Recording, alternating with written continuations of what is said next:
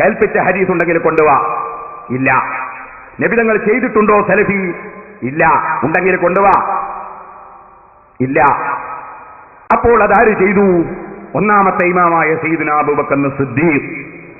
ആ സിദ്ദീഖുൽ അക്ബറിനോട് തുടർന്ന് മുഴുവൻ സഹാബത്തും ചെയ്തു. അങ്ങനെ ചെയ്താൽ എന്ത് വേണോന്നാ പറഞ്ഞത്? തള്ളപ്പെടേണ്ടതാണ്. അപ്പൊ ഒന്നാമത് എന്ത് തള്ളണം? അല്ലാഹുവിന്റെ ഖുർആൻ എഴുതി വെച്ചത് തള്ളണം. അവിടെ വെക്കൂ മൗലവി ഞങ്ങളെ മുസ്ഹഫ്. ഞങ്ങളെ മുസ്ഹഫ് അവിടെ വെച്ചിട്ട് പറയൂ, അതിനു മുമ്പ് മിണ്ടാൻ അവസരമില്ല.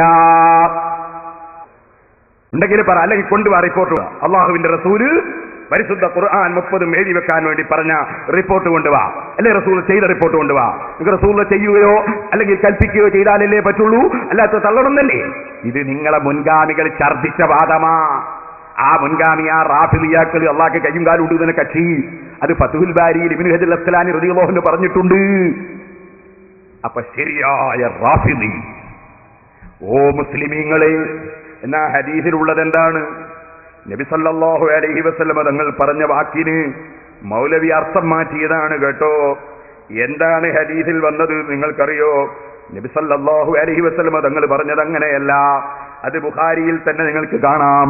ബാബു ഇദ ജിതഹദൽ ആമിലു അബിൽ ഹാകിമു ഫഅഖ്താ ഖിലാഫ റസൂൽ മിൻ ഗൈരി ഇൽമിൻ ഫഹുക്മുഹു മർദൂദുൻ ലിഖൗലി നബി സല്ലല്ലാഹു അലൈഹി വസല്ലം മൻ അമില അമലൻ ലൈസ അലൈഹി അംറുനാ ഫഹുവ റദ്ദ്.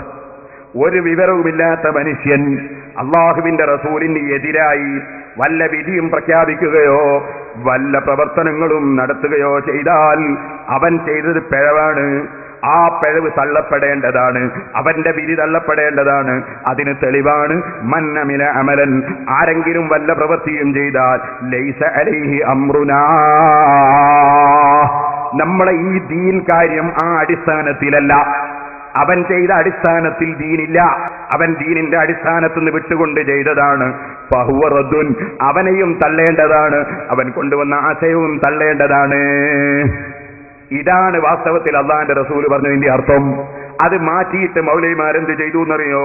നമ്മുടെ കൽപ്പനയില്ലാത്ത വല്ല അമലും ആരെങ്കിലും അനുഷ്ഠിച്ചാൽ അത് തള്ളപ്പെടേണ്ടതാണ് എന്നാണ് മുത്തുനബി സല്ലല്ലാഹു അലൈഹി വസല്ലം നമ്മെ പഠിപ്പിച്ചത്.